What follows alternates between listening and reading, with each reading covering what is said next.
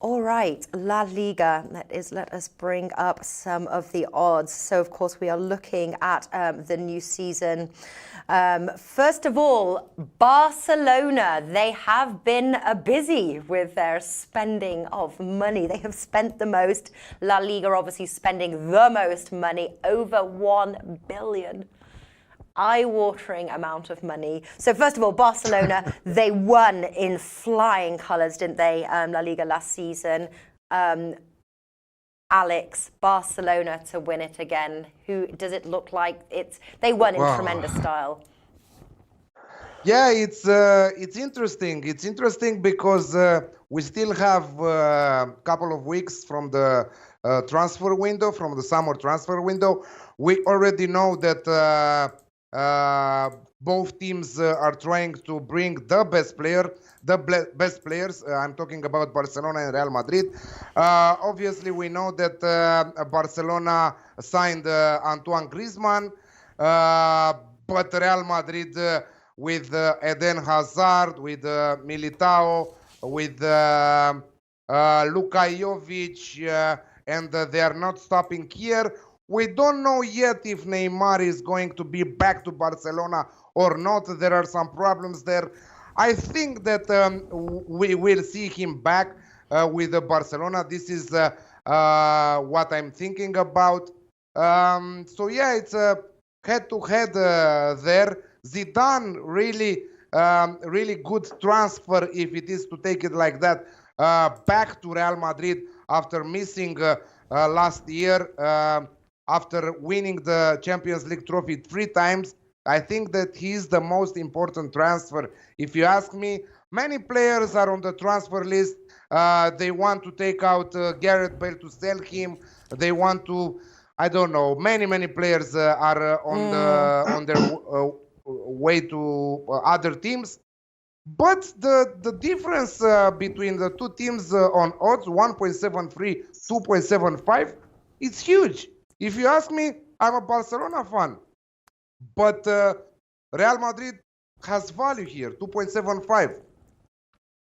I think that the value is on Real Madrid. I think that we will see even more players on their transfer list. I don't know. I think that the value is with them. Yeah, the only thing obviously on some of these prices like 2.75, it's a very long time. You know, those are kind of odds that you would make just by betting a match, you know, so it's kind of like there's definitely value over the 1.73 for Barcelona. But I was thinking that Real Madrid, they seem to be building their team rather than they seem to be focusing on a long-term winning structure. You know, they've transferred some young players. They look like they're going to be building their team. I don't know, have they done enough to win? You know, they're maybe doing it enough to win it in 2 years' time. Have they done enough to win it this year round? You know, they came third last season. Martin, do you think that Real Madrid are contenders to win the trophy this new season? Oh, I think they're certainly contenders, but I think you made a good point there that they look as if they'll be stronger in 2020 to 21 rather than next season. It's a huge summer overhaul taking place at the Bernabeu. They've spent a record-breaking 300 million euros, and it's going to be really fascinating to see how they play next season. But it's difficult to bed in that many players at the start of a new campaign and to get them all playing together in a perfectly gelled fashion. So I think they might struggle a little bit in the early weeks of the campaign, whereas Barcelona have a more settled team. They're looking pretty old now, Barcelona. A lot of their players are going to need to go soon, but I still think they've got another season left at the top, some of these guys. I still think you're still going to see Lionel Messi scoring a good 40 goals next season. You're still going to get plenty out of Luis Suarez. I think the likes of Busquets has maybe got another season left at the top. PK will still do you a decent job for the campaign. I think the following season they'll start to struggle, by which time Luka Jovic will really come into his own. Eden Hazard will really have gained a real good feel for the top flight in Spain. And that's when I can see a shift in power. But I think right now Barcelona just look a bit more settled. Their biggest problem last season was midfield. They were often overrun, especially against Liverpool, because they just lacked the legs. Busquets, Arturo Vidal and Rakitic were just getting past their peak. So the signing of Frankie de Jong in midfield for me is massive. He was phenomenal last season, absolutely brilliant during the Nations League, and I think he'll have a big impact on this team. It's going to be a really interesting battle. I think it's a two-horse race, but I can see Barcelona winning it again, just because they got Messi up front, they got better players all round, and I think they've got a bit more experience. So I think Real Madrid will close the gap on them, but I can see Barcelona just about nicking that one. Yeah, would you put it Barcelona, Atletico Madrid, or do you think, obviously they've got new signing Joao Felix for Atletico Madrid. Do you think that do you think we're looking at a similar order to what we saw last season? No, I think Real Madrid will finish second. I think they'll be the top two teams. Okay. I mean, Atletico Madrid have lost a lot of big players this summer. They have signed Joao Felix. He's the 5th most expensive player of all time, and that's a massive signing. It's going to be a big culture shock from him, going from Lisbon, where he knows everything. He's still a young man. He's going to Madrid. There's a lot resting on his shoulders. I think he will eventually do well, but again, it might take him time to settle in. And they've lost. Diego Godin has gone to Inter. Griezmann's gone to Barcelona. Lucas Hernandez to Bayern Munich. And Rodri to Man City. That's pretty much the heart of their team. I mean, they've still got some very good players. Saul Niguez, Koke, Alvaro Morata can get you goals. Jan Oblak is a great goalkeeper.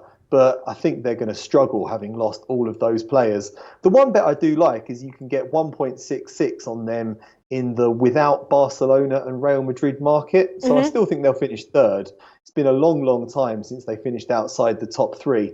Even with losing those players, I think Diego Simeone will have them well-drilled, disciplined, organised, difficult to break down. I think they'll get third place ahead of Valencia and Sevilla, but I can't see them challenging the top 2 next season. Okay, interesting. Do you agree with that, Alex, as far as Atletico Madrid? No, I don't think that Atletico Madrid will finish third. This is why we have many great values on who will finish top 4, and you can get or third place, let's say, Valencia at 5 at 5.0 and Sevilla at 9. I think that it worth half stake on each of them for finishing third this season. I think that the competition for the 4th place, it will be between for the 3rd place, it will be between Valencia, Sevilla and Atletico Madrid. But as Martin said, they lost their heart. 4 absolutely amazing players left the club in the summer. A lot of money received for those 4 players. We are still waiting for them to do more transfers because, as I mentioned, we have 1 more month till the end of the transfer market window. We also have our haters. I love seeing our haters here on chat. Johnny Valdez. He's saying that he's pretty sure that we don't even bet on what we preach. Well, we do. So that is your loss because you were not with us last season and 2 seasons ago and 3 seasons ago and so on. And if you want to see my my record, go to my Twitter page and check it on your own. But yes, I think that there is plenty of value on Valencia and Sevilla finishing third, priced at 5 and 9 respectively. I agree with that as well. Just looking as well at top goal scorer. Just bringing up the odds, obviously Lionel Messi being number 1, but he's sort of struggled a bit, and they do say that there's a difference between when he's playing for his team and his country. He obviously struggled in Copa America, but obviously he's a huge favourite, really, to be top goal scorer in La Liga. So he's 1.8. Eden Hazard is priced at 7. Luis Suarez 7. Luka Jovic at 7 also. Would you say there's any value in looking elsewhere other than Lionel Messi? What do you think, Martin? No, I'd be looking very much at Lionel Messi there. This market's actually only just come on. It wasn't there the other day when I was writing an article about this. Good to see William Hill pricing it up early. No, I think that looks like an interesting price. We forget that Eden Hazard isn't a central striker. He's probably not going to be playing down the middle for Real Madrid. I know they did a great job of converting Cristiano Ronaldo into a formidable goal scorer, but he's not a particularly selfish player, Hazard. He's grabbed a fair few goals during his time at Chelsea, but never won the Golden Boot. And he's going to get a lot of assists and stuff. He's going to contribute to a lot of goals, but Messi's been scoring 40-plus goals for years now, and I can't see any of them usurping that.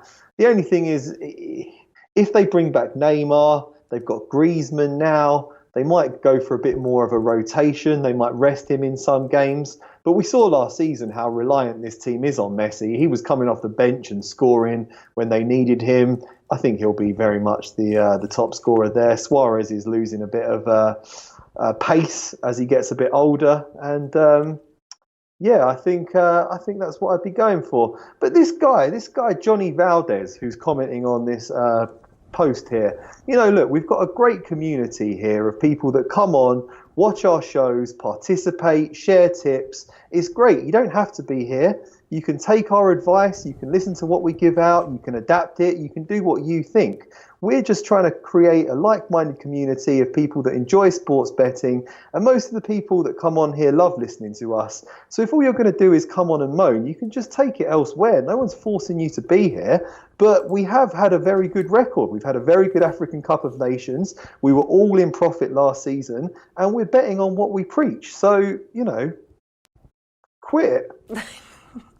You tell him, Boz. Yeah, we do, and we do. If you, maybe you've not seen us through the regular seasons, which is where we go. And we said as well through those tournaments that have just gone to bet carefully. We did mention that our regular season is where you see our profit and losses. We display them every week or most weeks when I remember to update the record. But they're the most weeks. And actually, Alex is the one that keeps his record. He posts them all on Twitter. So we are very honest. We wear our hearts on our sleeves and we show you everything. So I'm sorry if you are disappointed, but you don't need to be negative.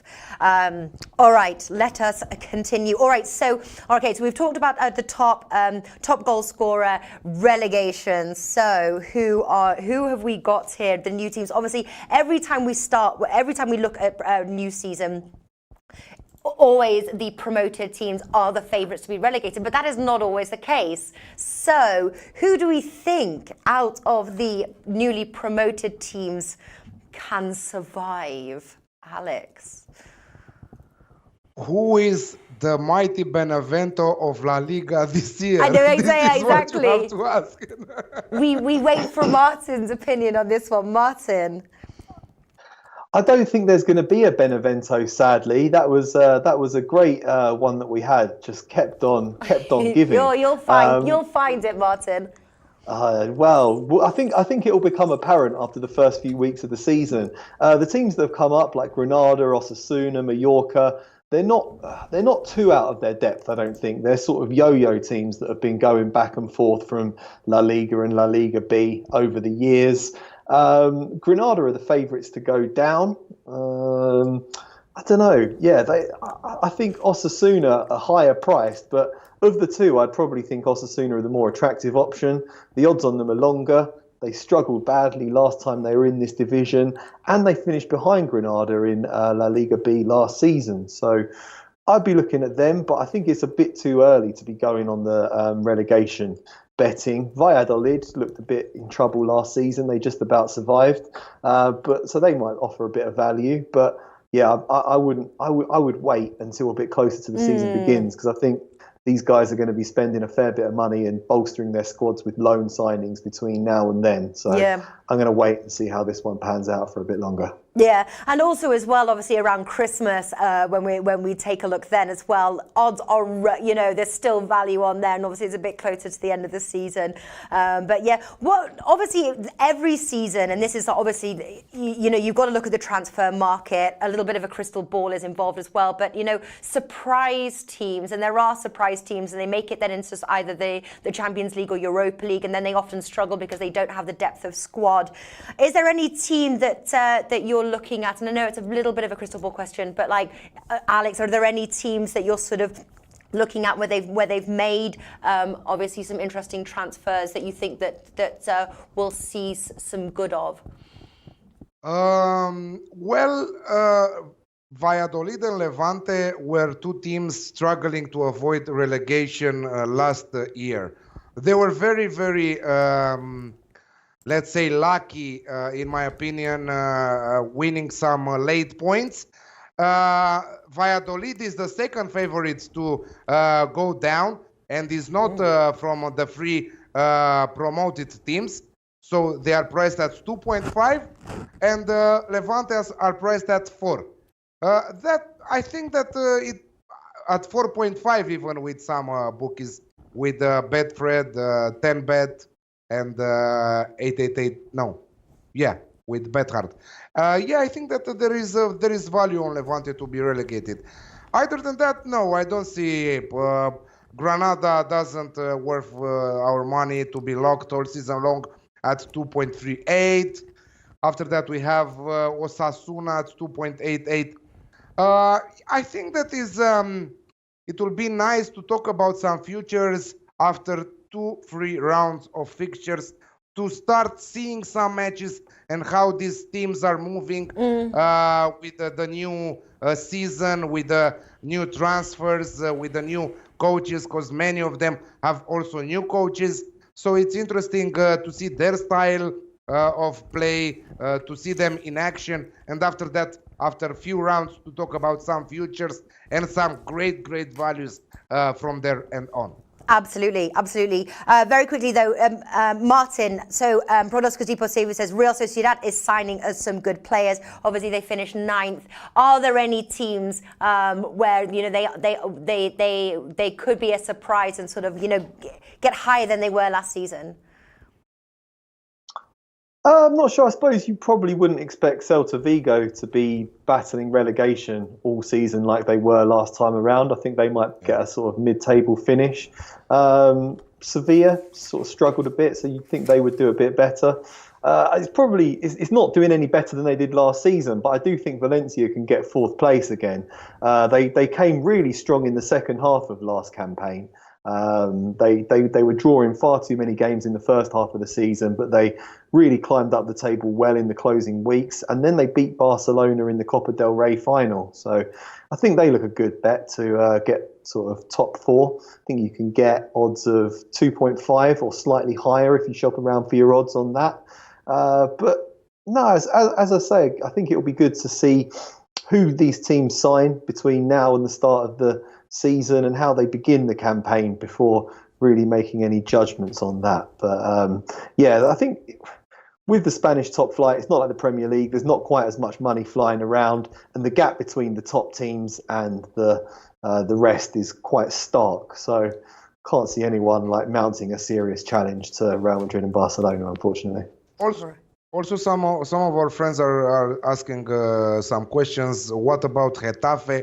Getafe was one of my favorite sides last season, at least in the second half of the season. We did plenty of profit with them. They had an amazing season.